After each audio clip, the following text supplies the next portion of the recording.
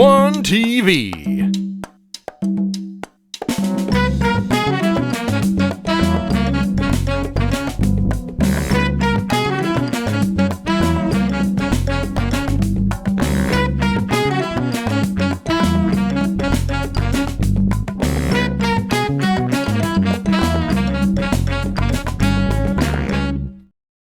Dobrodošli u One TV, novi podcast koji se bavi temama poput glazbe, duhovnosti, filozofijom i dobrim vibracijama. O, ljudi, jeste li probali smoothie? U ovoj epizodi gošća Smoothie Talka je Thana Alexa, hrvatska jazz vokalistica, skladateljica i aranžerka s njujorškom adresom. O, ljudi, tijelo za njim žudi, srce iskače iz grudi za jedan slastan guc. Hi, and welcome to another Smoothie Talk. Today, I'm so lucky and privileged to have beautiful and talented Thana Alexa, straight from New York. Welcome, Thana, and here I am. I started in English. I know. Right? I was so surprised. Yeah, it was, I guess I programmed myself earlier to do it in English, but we can switch to Croatian. Pa idemo još jednom. Znači, dobro večer i dobrodošli u još jedan Smoothie Talk. Večeras sam jako sretna što na liniji direktno iz Njujorka imam krasnu Thanu Aleksu. Dobrodošla, Thana. Hvala, Lela. Toliko mi je drago biti s tobom i eto, dobro večer svima i nadam se da ćete uživati. Evo, mi smo se bili nešto dogovarali na kojem jeziku ćemo voditi intervju. Uglavnom, zadnji je dogovor bio na hrvatskom, pa sam ja krenula evo na engleskom. Ali ako se u jednom momentu samo presvićemo na engleski, nemojte nam zamjeriti, guštajte kao što ćemo, nadam se, i mi. Evo, ja volim na početku samog razgovora pitati moje goste tko je to, tko su to oni, kako sebe oni vide iznutra. Ko je Thana Alexa? Malo ovako je, možda malo šokantno pitanje i malo dublje i malo zadire u nekakvu intimu, ali evo, ja volim tako povesti ovaj razgovor. Pa, who is Thana Alexa? Who is Thana? Pa, ja... Dobro, ovo ću na engleskom. Može. Thana is an artist, first and foremost, and a very, I find myself to be a very connected person with who I am inside. It took me many years to be comfortable with who I am. Mm-hmm. And I think this, being a singer has a lot to do with finding out the depths of who you are, because this instrument that we have is the only instrument in the world that you can't see.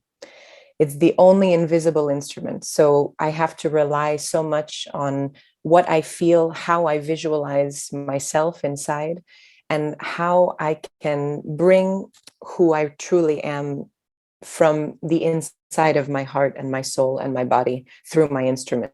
So I've done a lot of work just trying to get to know myself and knowing what I like and what I don't like.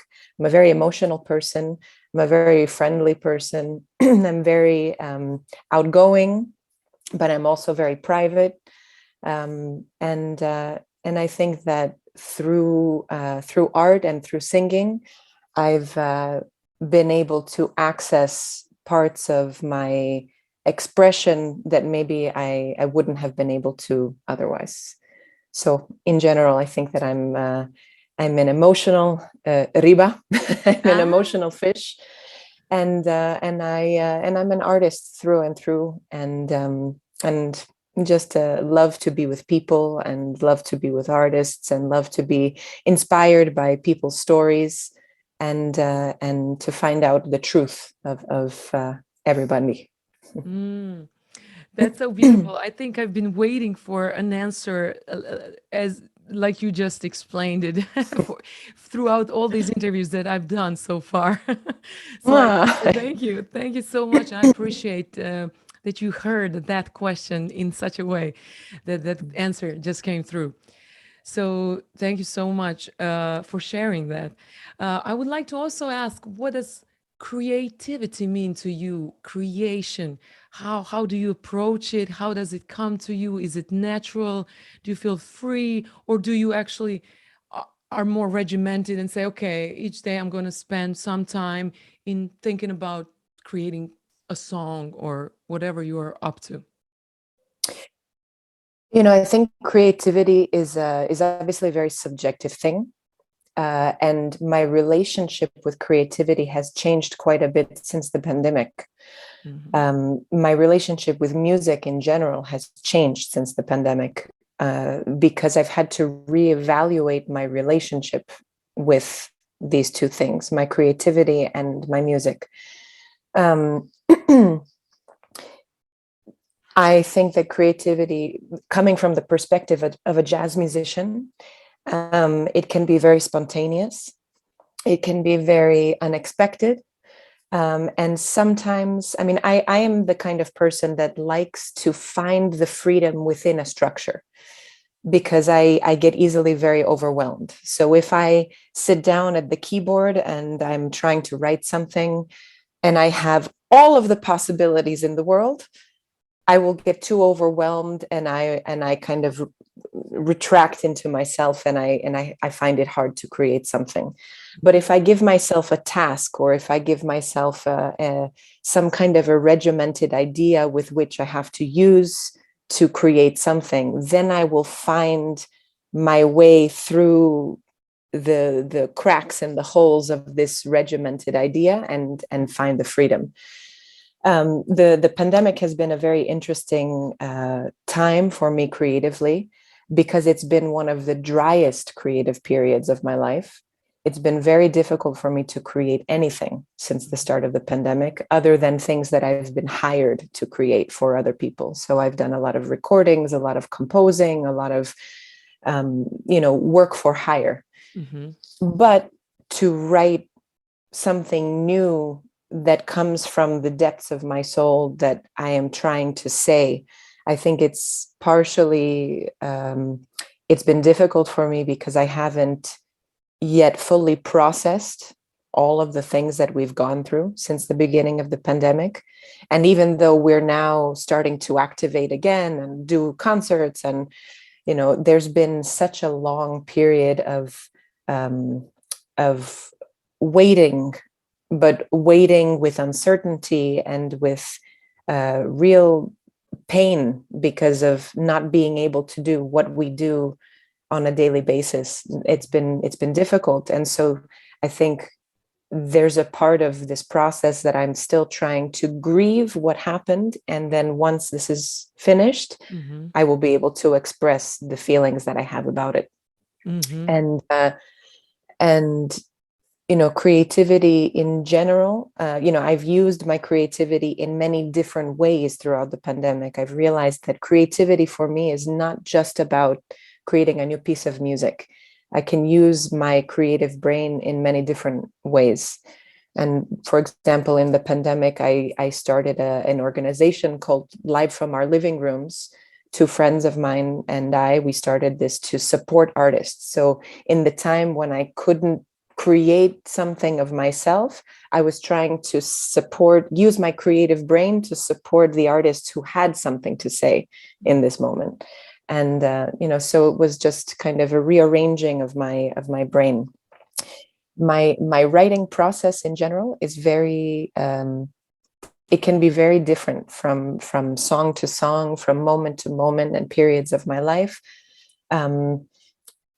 I find it difficult to write something when I don't have a clear idea, especially because I'm writing lyrics. If I'm also, because I'm a one-woman show, I'm my own manager. I'm, until very recently, my own booking agent. I'm my own publicist and my own this and that. When you're an independent artist, you have to be all of these things. So the writing process, I'm always thinking about the narrative and the story and how will people connect with this.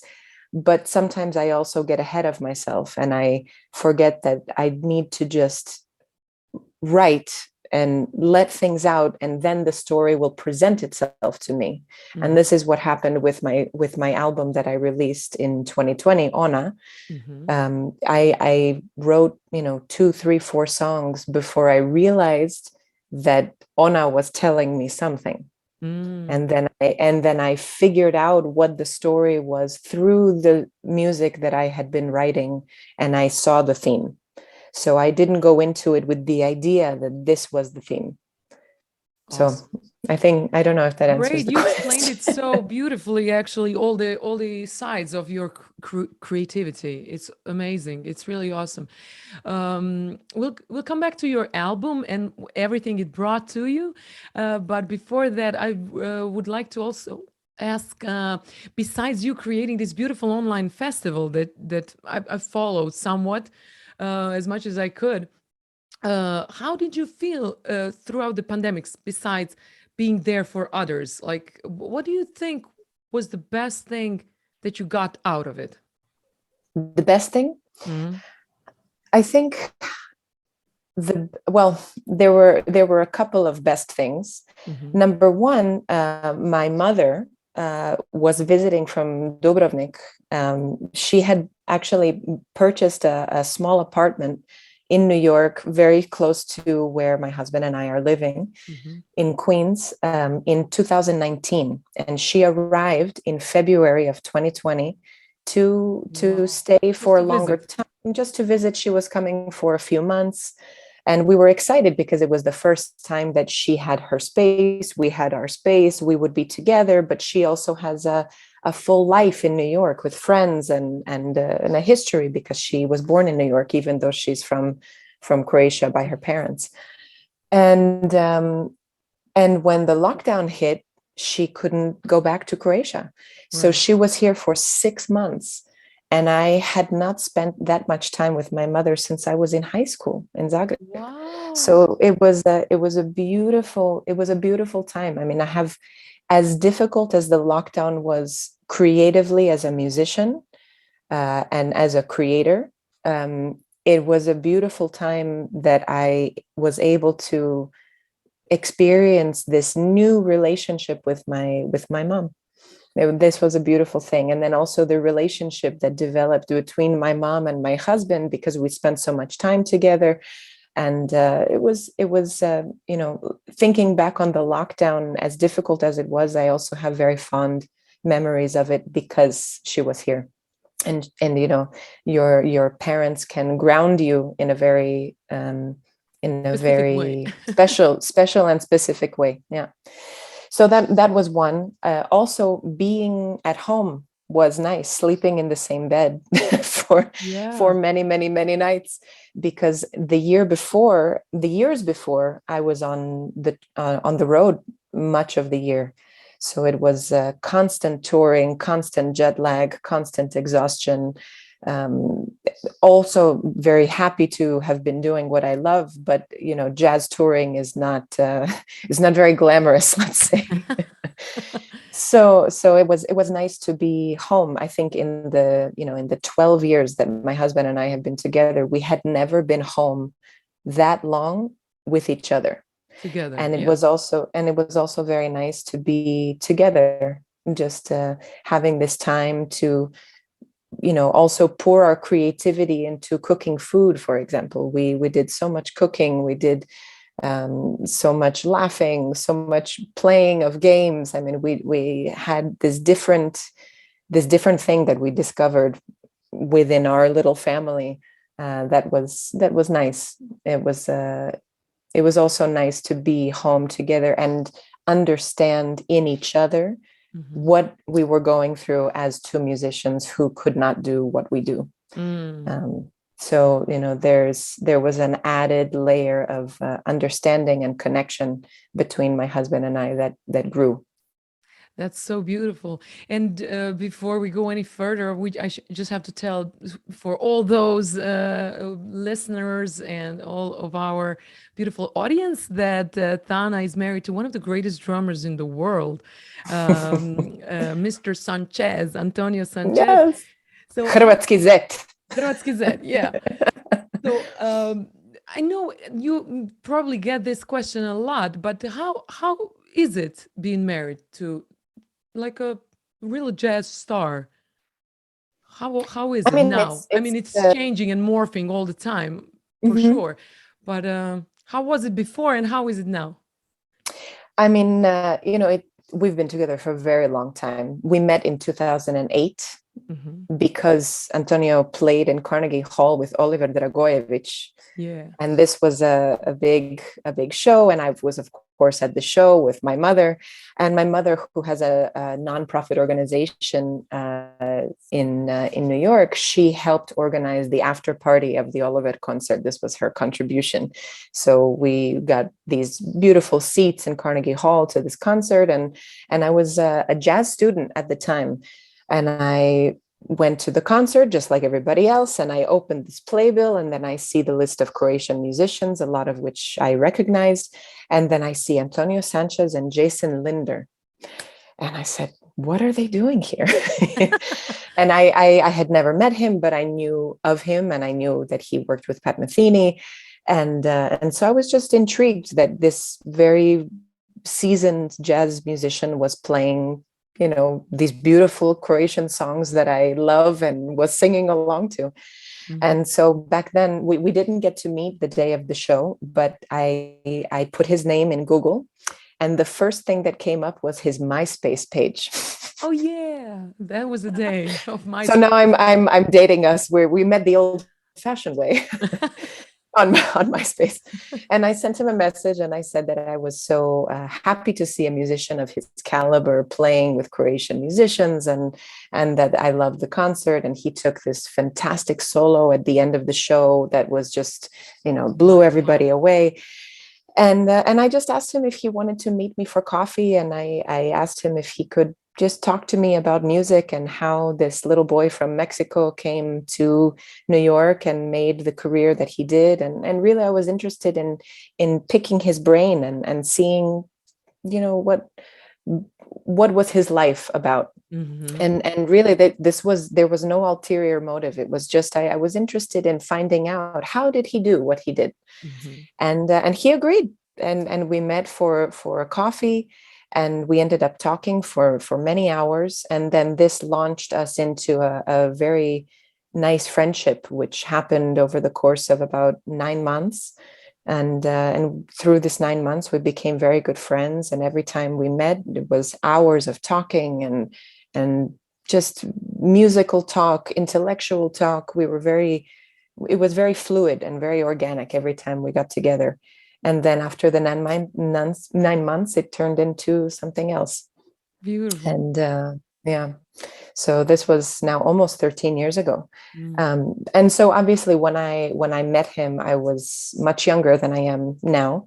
And I was still, I was almost at the end of school, and there is quite an age difference between us. So he also had quite a developed career while I was just starting. So in the beginning, what was difficult for me was first, trying to establish myself as an independent artist in New York, and not wanting to be labeled as the girlfriend of, or later the wife of. Right. And this was something that, obviously in the beginning, I had no track record as a musician. I wasn't doing very many gigs. I had no recordings. I had no musical history in my career. And so the natural thing for people was to say, oh, this is Antonio's girlfriend, or this is Antonio's wife later. But then as I started to develop my career and really find my voice as a musician, I was looking to change that and have people recognize me for me, and not recognize me for him. And he has always been so supportive of my journey, and also supportive of the fact that he wants me to be known for me and not to be known for him.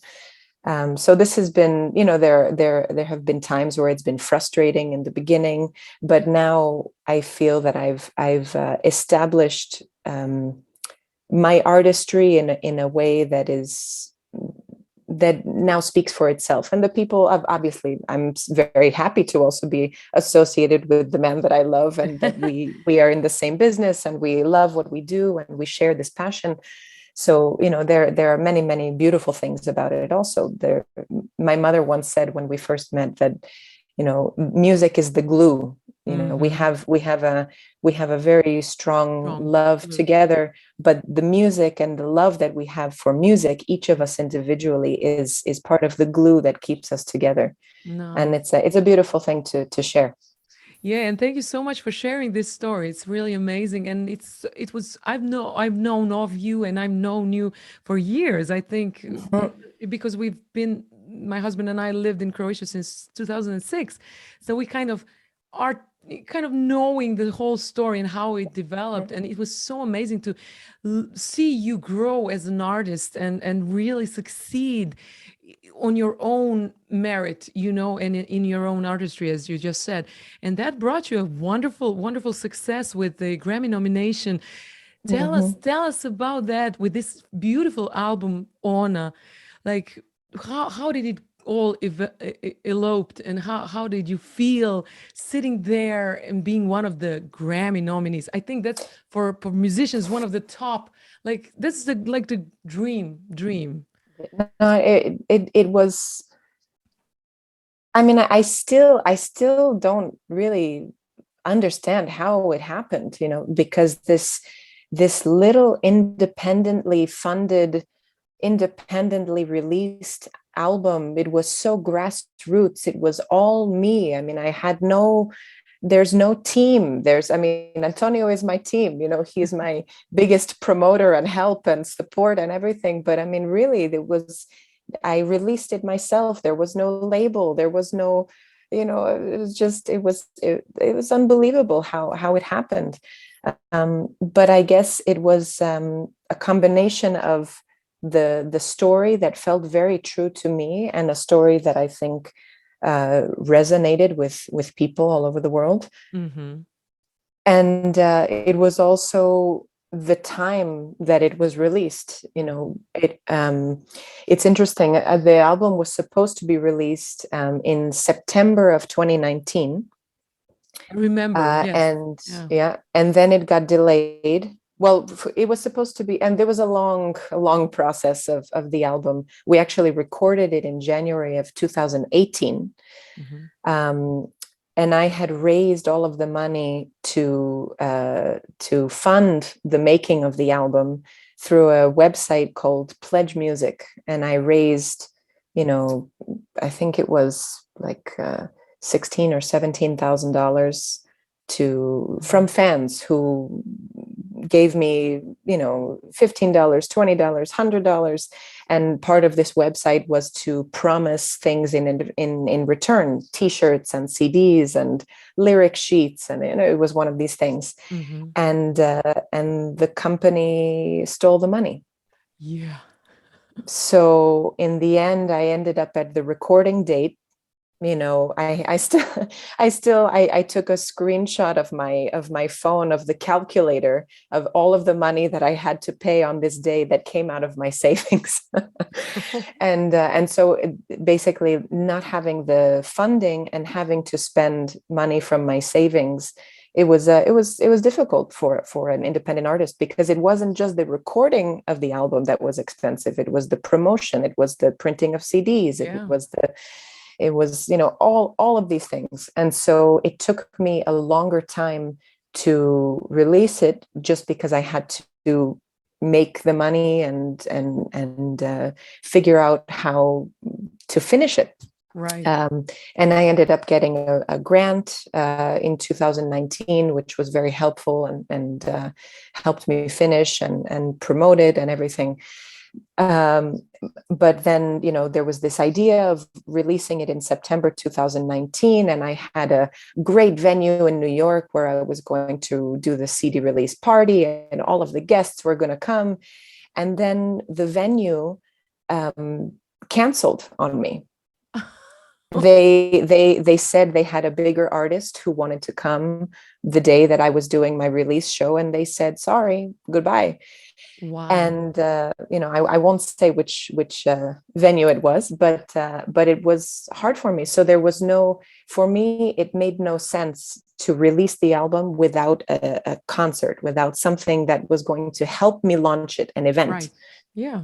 And so, and for artists in general, it's independent artists in general, it's not really recommended to release in the fourth quarter of the year.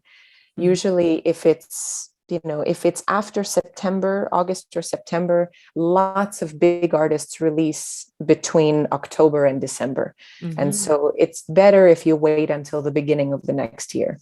So I decided to wait until March of 2020. And the idea was originally that I was going to release in the first week or so of March. But then my wonderful publicist, Lydia, suggested that I wait until the end of March.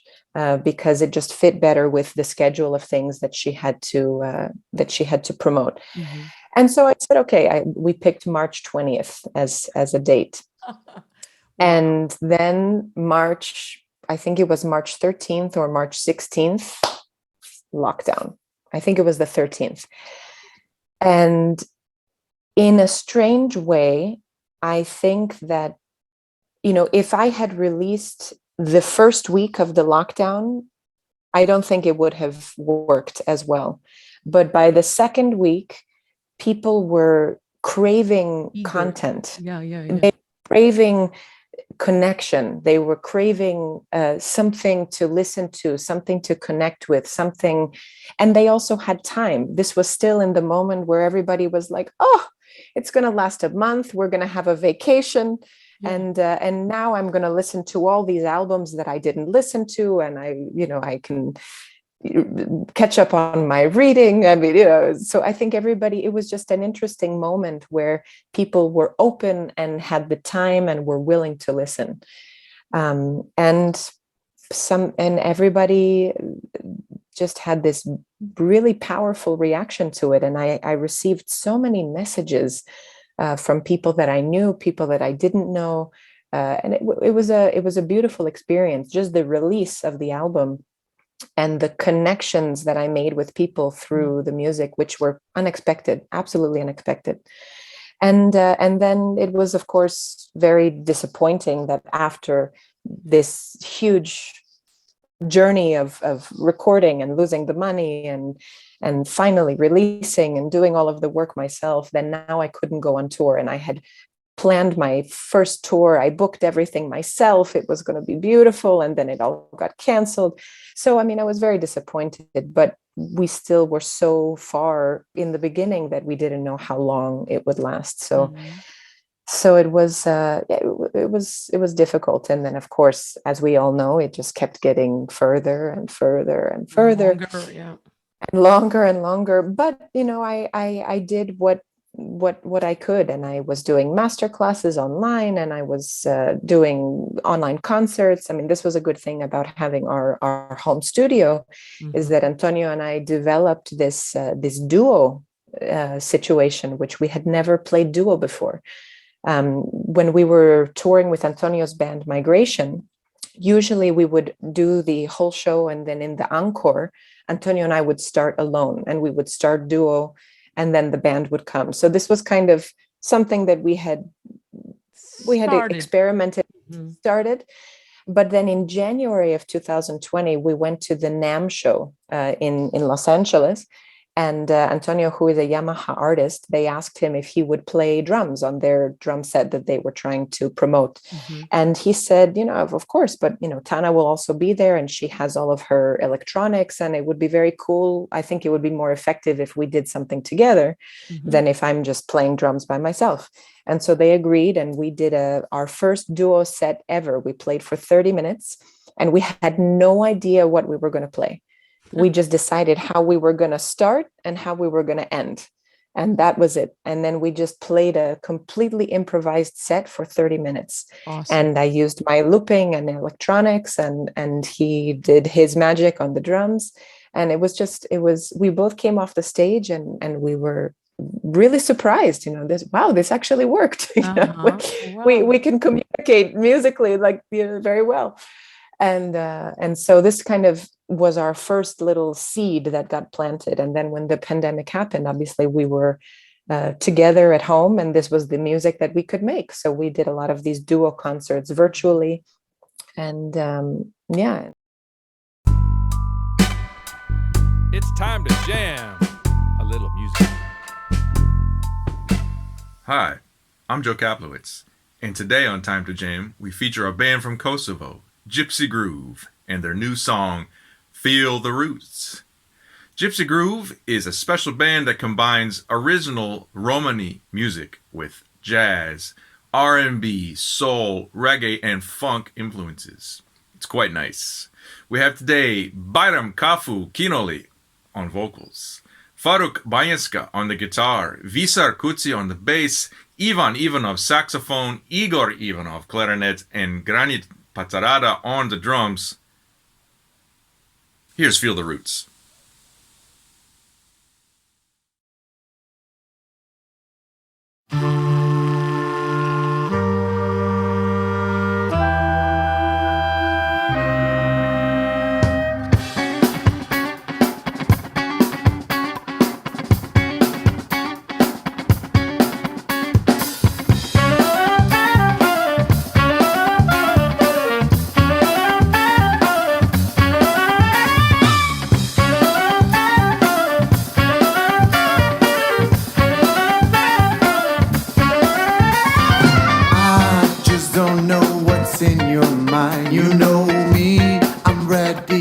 Some good time.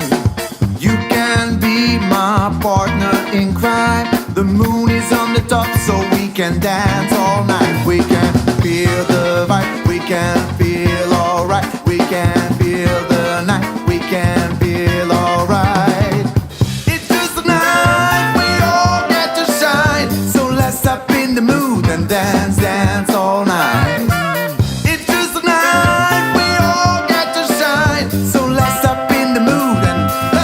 Time, baby. Way down inside, you got some gypsy groove. Deep down inside, you gotta feel the moves. Way down inside, you got some gypsy groove. Deep down inside, you gotta feel the moves.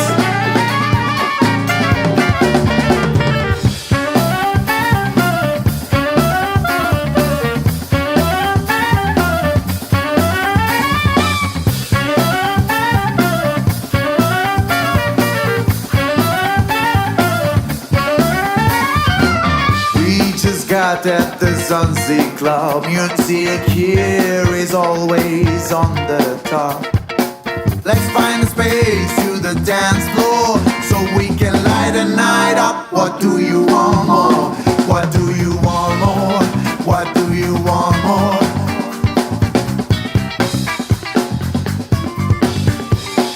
It's just a night we all get to shine. So let's step in the mood and dance, dance all night.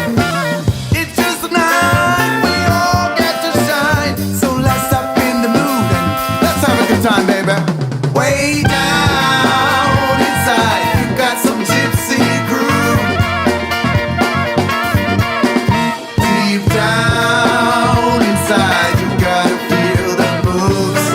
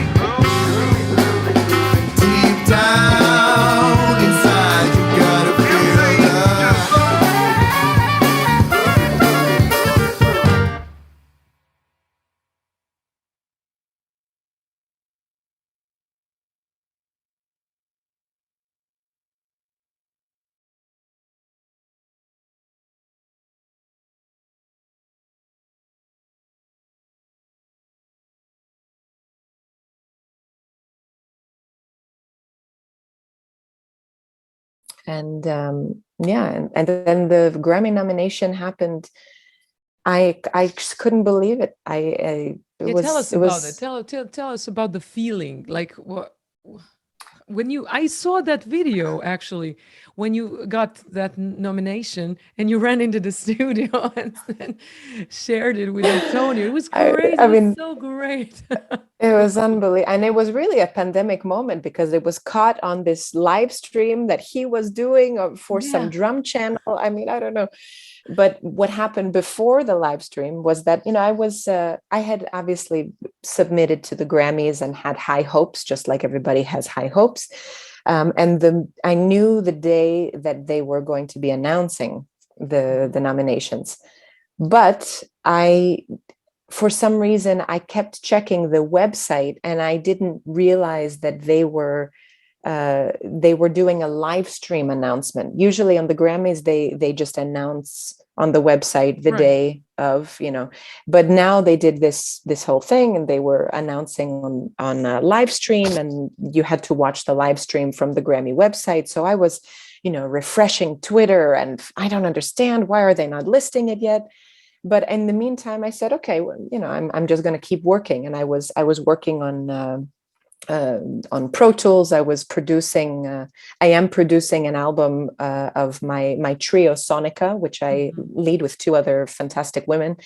And we started working on an album during the pandemic, and I'm the engineer and the producer of this album. So I was doing production and Pro Tools, and I had my headphones, and then I was refreshing Twitter, and then all of a sudden, Nicole Zuraitis, who is one of the artists in my trio Sonica, she is also my best friend, and she just sent me messages. Oh my God, oh my God, oh my God, oh my God. And then she tried to call me 2 times, and I guess I didn't see the call, and that I finally picked up, and she said, ah! And then I looked on the thing, and people had posted it, and I was just like, I couldn't believe it. So the first thing I did was I called my parents, because I knew that Antonio he had done this, it's called a drum takeover for the drum channel, some Instagram drum channel. And he was going to be spending the day showing people around his studio and his practice routine. And so I knew that he was downstairs and busy, and I called my parents, I called my best friends, it was very excited. But then of course I had to tell him, and I thought, should I wait? I mean, I can't wait. I'm shaking. Such great news. It's such huge news. Yeah.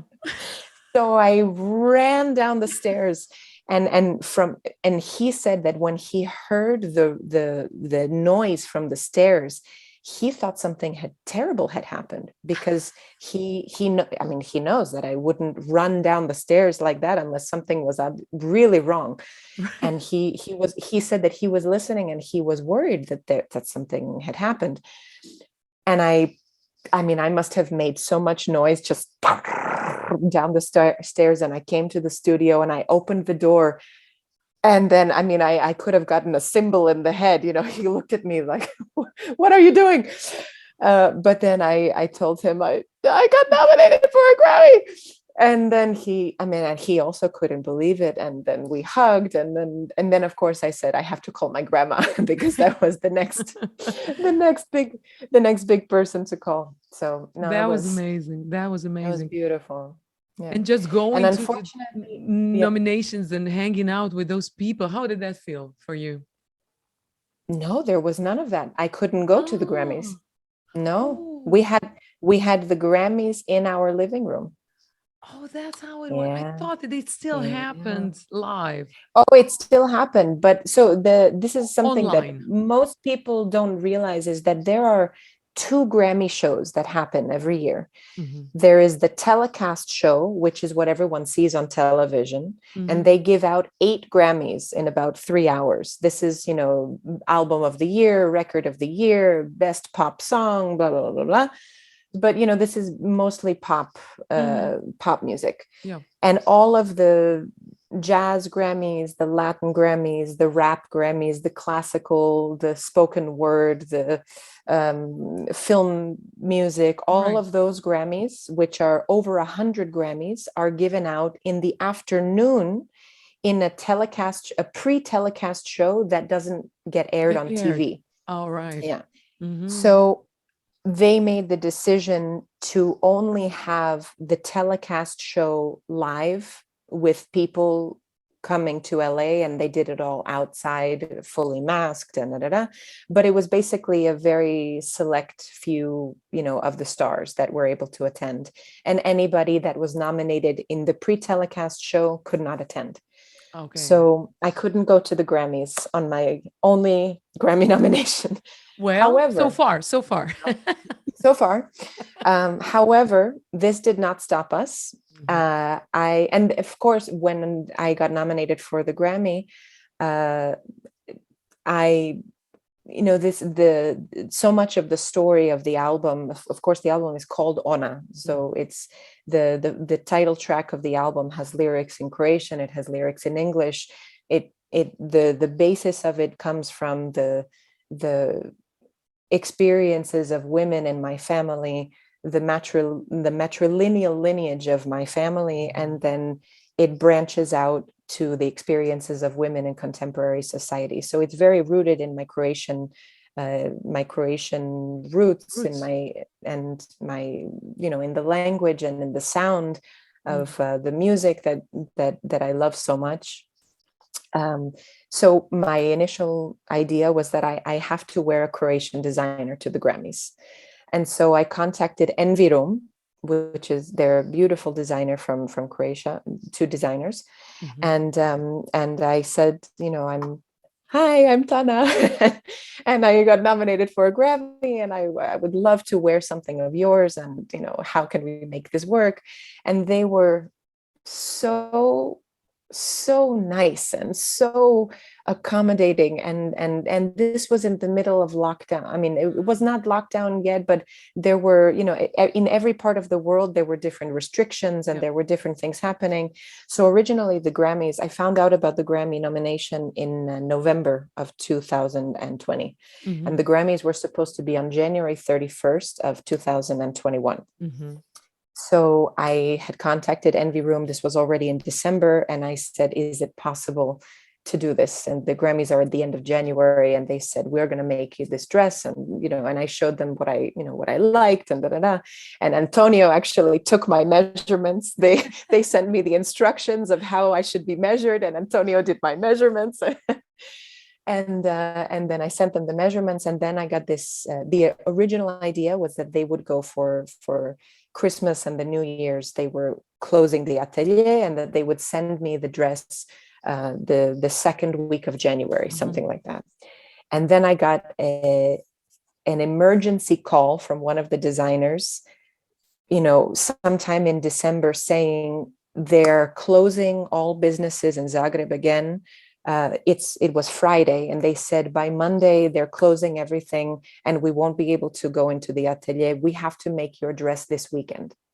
Ooh. And I said, you're going to make this dress in one weekend? I don't know how they did it. I don't know. They are the most masterful tailors, designers. I mean, it is unbelievable what they managed to do in 2 days. Wow. And they made me this beautiful dress. And then I had a friend go and pick it up, and then she sent it to me. And we actually, so this was also in the pandemic, and my grandmother, who was then 99 years old, living alone in Florida, and she had been confined to her apartment all year and hadn't seen anybody. She had neighbors in her building who were helping her get groceries and different things. But Antonio and I really didn't want her to be alone for Christmas. So we quarantined for 2 weeks, and we got tested in New York, and then we drove to Florida so that we wouldn't get on a plane. Wow. And we drove all the way. We drove from New York to Florida, down the whole country, so that we could spend Christmas with her and not put her in any danger. Yeah. And so we had the dress, and my grandmother, when she was living in Zagreb, when she was young, she was a haute couture designer working. I mean, she was a seamstress working for a haute couture designer, and she would make these very elegant ball gowns for the high society of Zagreb at the time. Mm-hmm. And so fashion is a big part of her life. And so I said, send the dress to Florida, and then she can see it in person. Yeah. And so it actually arrived on Christmas Eve. Wow. And we opened it together, and I put it on, and she was crying, and it was a whole beautiful experience. And then shortly after Christmas, I found out that they had postponed the Grammys until March, and that they were going to do it virtually. And so I messaged the designers and I apologized, and I said, I'm so sorry that you went to all this trouble and you did all of this for me. And really, I want to ask you, are you comfortable with me wearing this dress in my home, or do you want me to save it and wear it on a red carpet? I mean, I want to do right by you because you did so much for me. And they said, Tanice, haljina je tvoja, ti radiš što hoćeš, mi smo uz tebe. They were so amazing, amazing. So basically we decided that we were going to have a Grammy party at home. Mm-hmm. with our closest friends. So it was 3 couples. It was just 6 of us, and everybody quarantined. And this was before the vaccine also. So everybody quarantined, everybody got tested. And this was the first indoor gathering that we had with our friends. Wow. Since the pandemic. Wow. So we got together and we had a beautiful dinner, and I decorated the living room with Grammy paraphernalia and glitter and gold. And I mean, it was very cute. It was very cute. And then we all watched the live stream from the living room. And one very exciting thing about the Grammy, the pre-telecast show. Mm-hmm. So this is also me as an independent artist. I am my only manager, and I am my only advocate. So when I got nominated, I said, I know that there is a Grammy show and they have artists who perform. Mm-hmm. And maybe I can perform. I don't know. Uh-huh. So I did some digging, and I found the email of somebody who does something with the Grammy show. And I emailed a bunch of people saying, hi, my name is Thana, and I'm nominated in the, Best Jazz Vocal Album category. And also, Regina Carter was nominated for Best Improvised Solo on one of my songs on the same album. And, I don't know if you're doing any kind of performance for this year virtually, but I would love to be involved. I said, the worst that can happen is that they say no, or that they don't respond, but I can send a bunch of emails. Okay. Right. So I sent a bunch of emails, and I ended up getting a response saying that, well, actually we're doing a live stream, and we're having a number of the nominees contribute to the opening number of the Grammys this season. And it's a tribute to Marvin Gaye. And we're doing, this song, and would you like to do, this short part of it? And I said, yes. So I did the recording in our studio downstairs, and I was part of the opening number of the Grammy show last year. That was beautiful. I saw that. That was so special. So that was very exciting. Yeah, you really made it. I mean, it's just like a dream come true. But what do you think really helped you get there to that point? Was it your being persistent? Was it your just thinking openly? Like you just said, this was a great example. Like how you said, oh, I have nothing to lose. I'm going to write a couple of emails and just go for it and see what happens. Is it that kind of just like going with the flow, going with your desires and just testing it out, like kind of improvising with it? What do you think? What do you feel really like made all this happen?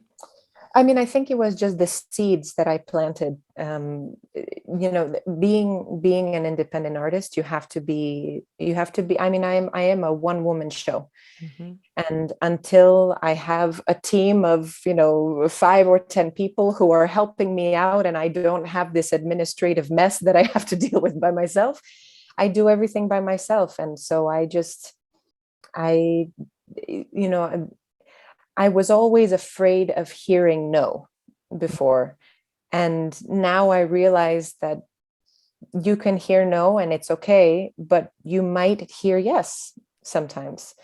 And I just really, I believed in this album, and I believed in the stories that I was telling. And I believed that it was something that I wanted to share. And it was worth listening to. And that it was worth it. Yeah. And so I figured there's no, I mean, we were also all at home. Well, I mean, of course, the things that happened before the pandemic, this was also just my hard work and just doing anything that I thought, applying for every grant, applying for every competition, just putting little seeds. I mean, just today I found out that I'm a finalist in the international songwriting competition, which I applied for last year. I even forgot that I applied for it. So there are these little things that I just, if I see this opportunity, I'm just going for it, because there's nothing else to lose. And the good thing is the momentum to feel like they're, as an independent artist, you have many periods where it feels like there is no momentum. And this happens. I mean, the Grammy nomination helped in many ways, because it brought my name to a different category, and people, I mean, if nothing else, it made people interested to listen to why I might have been nominated. Right. Whether or not they like the music is a different story, but it at least it struck people's interest in the music, and that's which huge. which is huge. And so it doesn't mean that it's made it any easier for me to get gigs, unfortunately. I mean, I'm trying to book these tours now for Ona. I mean, now we're almost, we're 2 years after. Now we're going to be 2 years in a few days, 2 years since the release of the album. And with the band, I've only played this music live 2 times. Wow. It's unbelievable. So we're trying to book all of these tours. And I have a wonderful booking agent now in the US named Michael Fox, who is helping me book, East Coast and West Coast and Midwest. And he's really advocating for me. And it feels good to finally have an advocate in a team member, that I'm not the only one sending emails and saying, hi, my name is Thana. Can I have a gig? That must feel good. So it's very nice. We've become a good team, but it's very difficult to get gigs. And, it was difficult to be an emerging artist before the pandemic. Because of course this is the entertainment industry. It is a business, and business means people want to make money. And if they feel that they will not make money selling your show because you're an emerging artist who will not sell as many tickets as some of the bigger names, they would rather book the bigger names. So it was difficult before the pandemic, but now it's even more difficult because the venues are hurting, the promoters are hurting. Everybody had a hard time in the pandemic financially. So, I feel very deeply for every independent and emerging artist in the world right now, who is trying very hard to get their music heard. Yeah, it's not easy, for sure.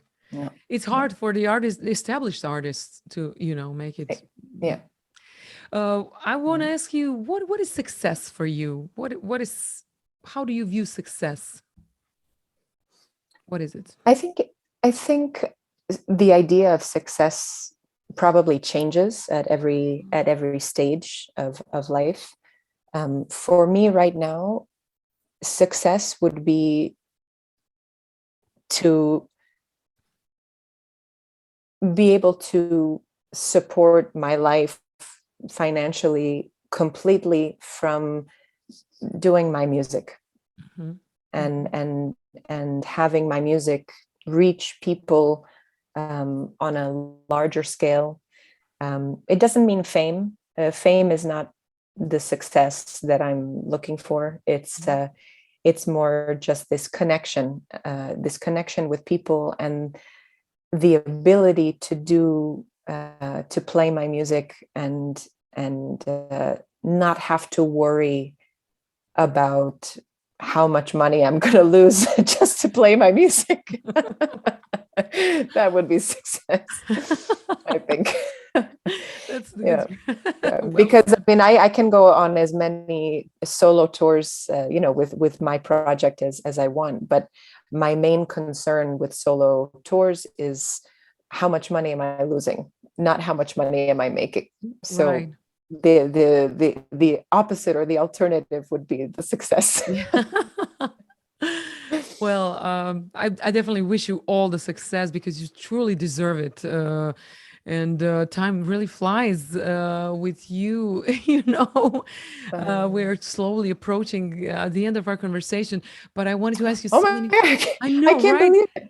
I I know. can't believe it. I wanted to ask you so many more things, but tell me, besides music, what else? And beautiful relationship that you have with Antonio and with your family and with your friend. What else sparks joy in your life? Hmm. I mean, it's just this. Yeah, I think it's this feeling of like this wholesome feeling. Feeling like you're at home in every situation. Just everything being the true version of love and friendship and togetherness. These are all things that are really important to me. I would pick my family over anything. I love spending time with my family more than most friends. I love I love my time in Croatia. I love my time on the coast.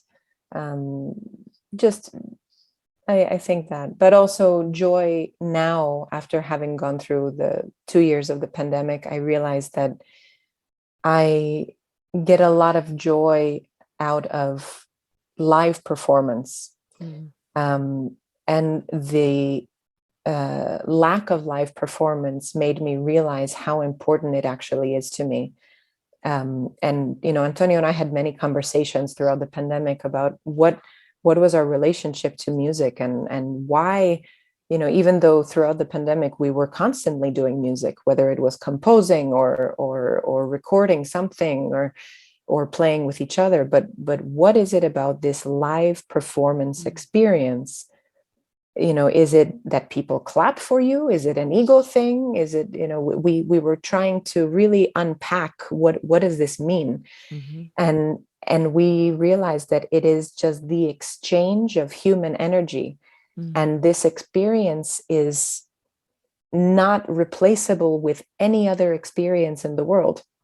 The exchange of musical energy between bandmates in reaction to the exchange of energy that you're having with a live audience. And every live audience is different, and every venue is different, and every day is different. You feel different every day, but there's something about this live experience.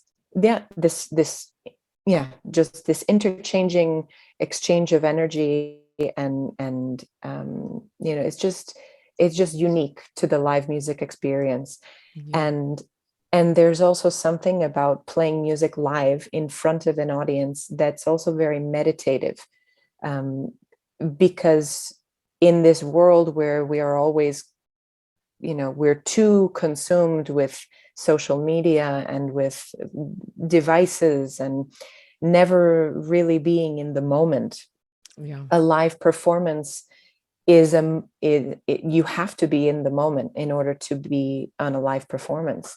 There's nothing else you can think about except the thing that you're doing. Right. And so we realized that basically the live performance existed as a therapy for us. And we had that therapy almost every day before the pandemic. And then when the pandemic hit, it was like we stopped going to therapy. And then this internal anxiety and really tension started rising. And it was an accumulation of this tension, and it still hasn't been let out. And so it's, I really miss that part of being a musician more than anything else. And I realize how much joy I get from this meditative, therapeutic exchange of energy. Wow. So beautifully said. I would actually love to be at one of your first concerts that you're going to do, just to be subjected to all your exchange of this beautiful energy that you carry. I'm very excited actually, because in May of this year, I'm going to be bringing my new Ona project to Zagreb to play with the HTV Big Band. Awesome. When I was in the middle of the pandemic, I was trying to figure out, okay, I can't go on tour with my band. So how can I tour this music that I worked so hard to write and arrange and orchestrate and all of these things? But there's no way we can bring a band of 4 or 5 people on the road in the middle of the pandemic. It's just impossible. And this was still when the idea of travel was just, unthinkable. And so I thought, what if I had this music arranged for a big band and I'm the only person that has to travel? And so it's the music, it's the same story, but it's just told in a slightly different way. And maybe in a musically richer way. So I started with actually my best friend, Nicole. Her husband, Dan Pugac, is a fantastic Grammy-nominated arranger. And I asked him to just arrange the first song, Ona, and see how it felt, see how it went. And we had multiple Zoom sessions where we were going over the orchestration and working on it together. And I said, wow, this is something. And so he has done 3 arrangements so far. And I have Miho Hazama, a very wonderful Grammy-nominated arranger, also arranging something. And then the most recent addition is the incredible, he is, I think, the best arranger in the world, Vince Mendoza. He's going to arrange one song as well. So I'm really excited. And Zagreb is going to be the premiere of this music. Wow, this is going to be a huge treat. Can you tell us the exact date? It is May 18th. May 18th. It's my mom's birthday. It's a sign, Ona. Right, I got to bring her. Yes. We're coming. We'll be there. Oh, fantastic. Oh my God, this is great, Thana. I'm so excited. See, my material is immediately. So I can't wait to see you and hear you. And I'm inviting all the people that are interested in what Thana does. I'm going to post all your info, your websites, and everything you do underneath our video. And it was so great to have you on our smoothie talk. It's so nice to talk to you. And I just and I realized we ended up doing the whole thing in English. Swedish decoration at all. I'm sorry. It's okay. It's okay.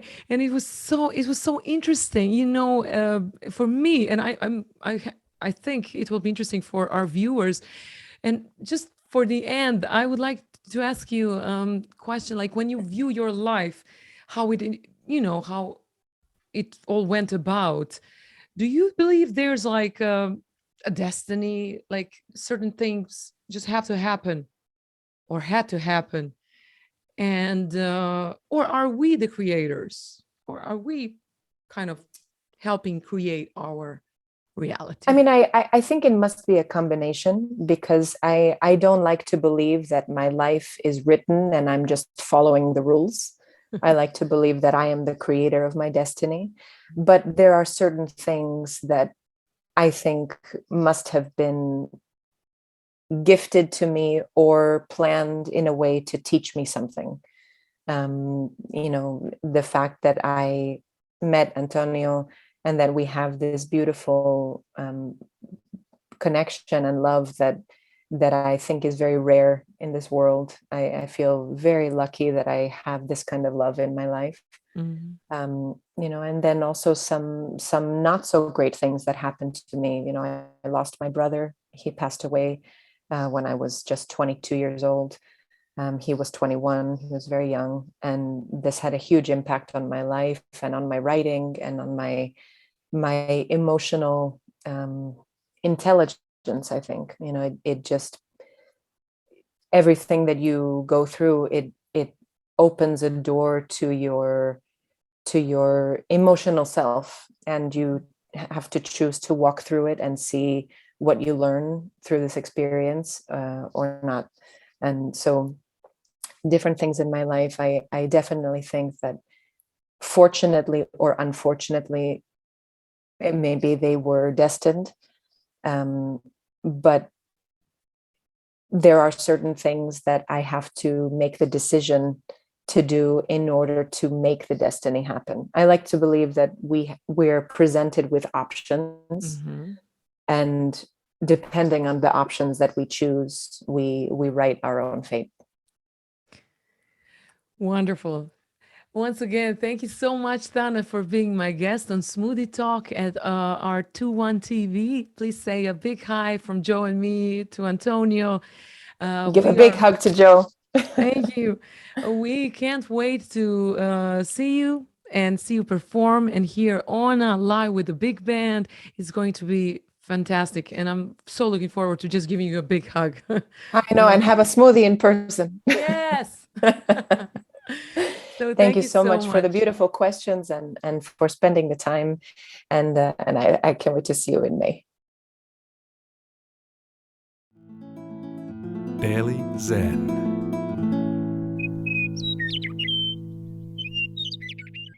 La la la la. Sigurna sam da pogađate da je tema današnjeg Daily Zena pjevanje. Pjevanje je jedna od najljepših aktivnosti s kojom možete započeti dan. Ono otpušta hormone endorfina i oksitocina. Endorfin je hormon sreće, a oksitocin smanjuje stres i tjeskobu. Dakle, ako dan započnete sa pjevanjem, bit ćete cijeloga dana sretni i neće biti stresa. Korištenjem glasnica mišića čiji je stupanj napetosti izravno povezan s emocionalnim i živčanim stanjem, napetost će se smanjiti i doći će do pojačanja energije. Učinak pjevanja na mentalnu i tjelesnu dobrobit u velikoj mjeri pokazuje znanstvena zajednica. Pjevanje svakog dana dobro je za vaše zdravlje. Studija koju je provelo sveučilište u Göteborgu u Švedskoj ne samo da je naglasila zdravstvene dobrobiti pjevanja, već je otkrila da se otkucaji srca pjevača sinkroniziraju kada pjevaju zajedno, stvarajući umirujući učinak koji je koristan za zdravlje. Pjevanje kao joga i meditacija tjeraju nas da se fokusiramo na dah, kontroliramo cijelo tijelo i izrazimo svoje osjećaje, pomažući zaboraviti svakodnevnu rutinu i evakuirati stres, opuštajući se. Björn Vikov, istraživač koji je proveo predmetno istraživanje, potvrđuje da je pjevanje jedan oblik kontroliranog i redovitog disanja, budući da se izdah događa na frazama pjesama, a nadahnuće se događa između jednih i drugih, pa bi ova vježba usadila isto opuštajući učinak joga disanja. Pjevanje također doprinosi dobrobiti srca i pluća. Istraživanje je također otkrilo da pjevanje stvara nižu razinu kortizola, smanjujući stres i njegove učinke, istodobno poboljšavajući imunološki sustav. A što se tiče zborskog pjevanja, vrlo je korisno za zdravlje i doprinosi prema nekoliko studija poboljšanju disanja i respiratornih funkcija, jačanju imunološkog sustava koji favorizira sposobnost borbe protiv infekcija i bolesti, poboljšanju funkcija mozga i jačanju energije i naravno emocionalne koristi. Sad bi trebalo nešto i zapjevati, pa krenimo. Lean on me when you're not strong, and I'll be your friend. I'll help you carry on. A sad vi.